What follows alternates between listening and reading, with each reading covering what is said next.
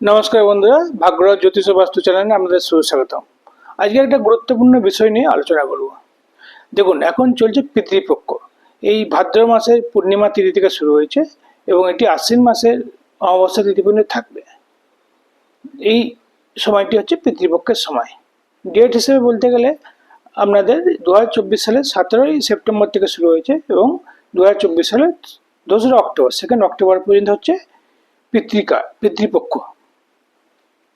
তো এই পিতৃপক্ষে পিতৃপুরুষদের আশীর্বাদ পেতে আপনারা কি কি করবেন?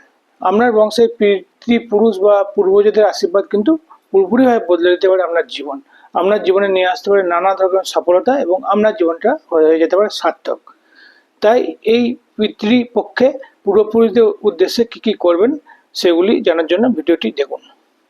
এছাড়া যাদের জাতকে পিতৃদোষ আছে, পিতৃদোষ কাটানোরও কিন্তু একটা ভালো সময় হচ্ছে এই পিতৃপক্ষ।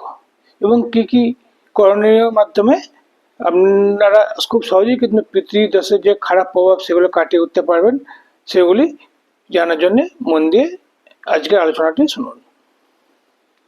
এবং পিতৃদোষ কি?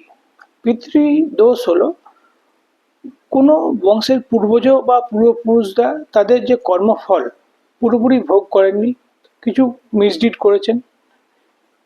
তো দেখা যায় পুরোপুরি কর্মফল তারা ভোগ করে থাকেননি, কিন্তু পরবর্তীকালে ওই বংশে জন্ম নেওয়া কোনো ব্যক্তির, কোনো ব্যক্তির, সব ব্যক্তির না, কোনো ব্যক্তির ভাগ্যে কিন্তু এই পিতৃদোষটি আসতে পারে।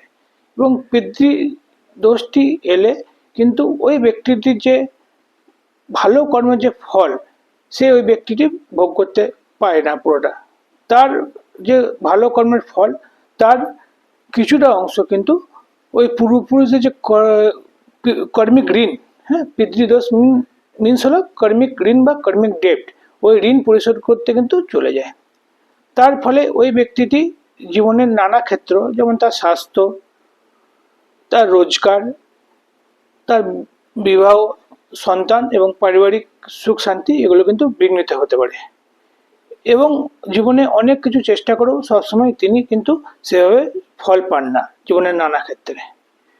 তো এই পিতৃদোষ কাটানোর জন্য হচ্ছে এই পিতৃপক্ষে কিছু কিছু করণীয় বিধান।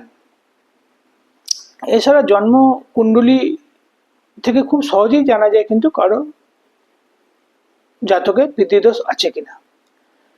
পিতৃকারক গ্রহ হলো রবি।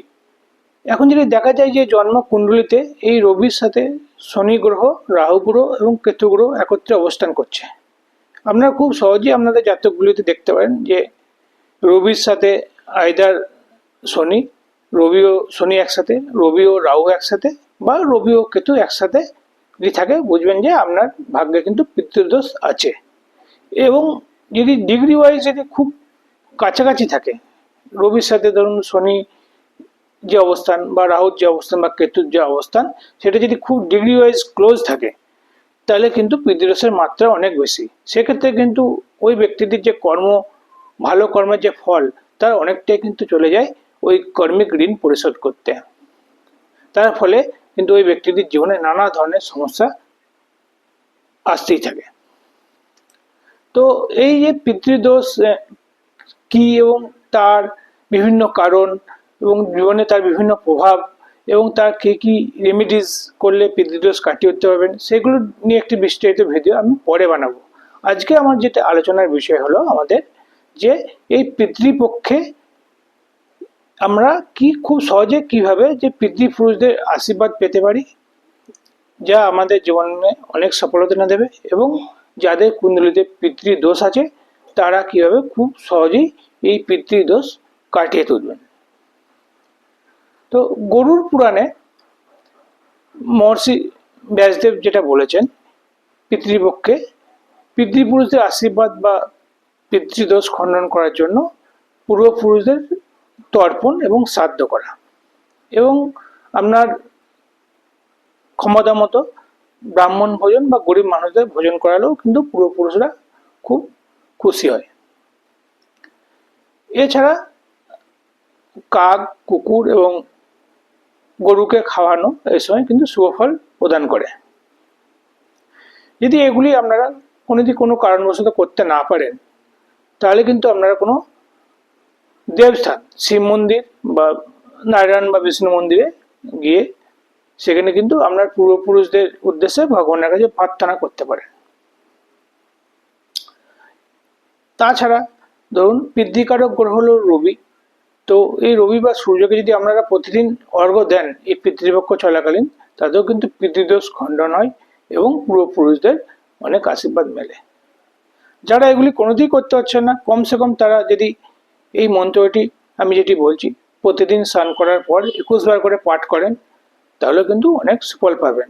পিতৃদোষের খারাপ প্রভাব অনেক কমবে এবং যাদের পিতৃদোষ নেই তারাও কিন্তু জীবনে পিতৃপুরুষদের অনেক আশীর্বাদ পাবেন। সে কি সেই মন্ত্রটি বলছি, মন দিয়ে শুনুন। ওং পিতরায় নমঃ, ওং পিতরায় নমঃ, ওং পিতরায় নমঃ। এইভাবে প্রতিদিন স্নান করার পর পিতৃপক্ষ চলাকালীন আমরা 21 বার করে পাঠ করুন, মনে মনে বা উচ্চারণ করেও করতে পারেন। তো এইভাবে করলে কিন্তু আপনারা যে পূর্বপুরুষদের যে আশীর্বাদ অবশ্যই পাবেন এবং যাদের পিতৃদোষ আছে সেটা কিন্তু খণ্ডন হয়ে যাবে, অনেকটা খণ্ডন হয়ে যাবে, এটুকু তো বলাই যায়। আর এই বিষয়ে যদি আপনাদের কোনো কোয়ারিজ থাকে, এই নাম্বারটিতে আপনারা ফোন করতে পারেন 7008872438। নাম্বারটা আবার বলছি বন্ধুরা, 7008872438। এছাড়া জ্যোতিষ, বাস্তু এবং হস্তরেখা সম্বন্ধে যদি আপনাদের কোনো জিজ্ঞাসা থাকে তো এই ফোন নাম্বারে আপনারা যোগাযোগ করতে পারেন। ভাগ্যরাজ জ্যোতিষ ও বাস্তু চ্যানেল থেকে আপনাদের উত্তর দেওয়া হবে। আজ এই পর্যন্তই। ভিডিওটি ভালো লাগলে অবশ্যই লাইক করবেন এবং শেয়ার করবেন। আর চ্যানেলটি যারা এখনো পর্যন্ত সাবস্ক্রাইব করেননি, সাবস্ক্রাইব করবেন অবশ্যই। সুস্থ থাকবেন, ভালো থাকবেন, নমস্কার।